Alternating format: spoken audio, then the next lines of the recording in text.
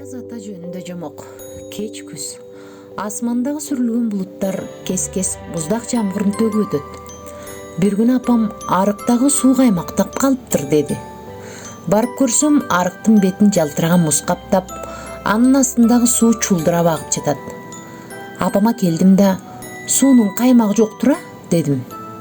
Бетиндеги жука музду суунун каймагы дейт, деди апам. Аны ким жасады? Аяз ата келе баштабадыбы? Түн ичинде ошол жасаган тура. Аяз атаны көрбөй, анын сууну кантип каймактатып, муз кылганын билбей калганыма аябай өкүндүм. Эртеси кечке асман түнөрүп, самсаалап кар жаап турду. Кечке жуук чыгыштан бир аз шамал жүрдү да, түнөргөн булуттарды алда кайда айдап кетти. Түн киргенде асманда ай жаркырап көрүнүп турду. Айрыкча үйдөгү жарык өчкөндөн кийин терезеден бадырайган жылдыздарды тиктеп уктап калдым.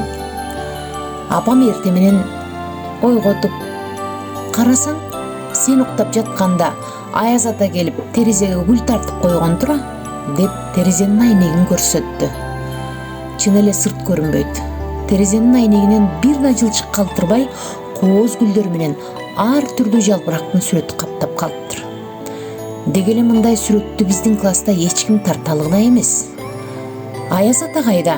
Деп сурадым апамдан. Сыртта жүрөт. Шашкан бойдон жүгүрүп эшикке чыгып, эки жакты карадым. Айлана аппак кар. Багдарактар ак тон кийген адамдай дүпүйөт. Ал жактан да Аяз атаны көрө албадым. Бетим менен колумдун ууштары, кулак, мурдум кошо бирөө чымчылагандай тызылдап чыкты. Аяз атаны көпкө күтө албай үйгө кире качтым. Аяз ата көрүнбөйт, кетип калган окшойт, дедим апама таарынычымды билдирип. Эмне үчүн кетмегиле, деди апам жай гана. Бетиң менен кулагыңды тызылдата чымчып, ким кызартты? Кызык. Көрсө, кулак мурнумду тызылдата чымчыган Аяз ата тура.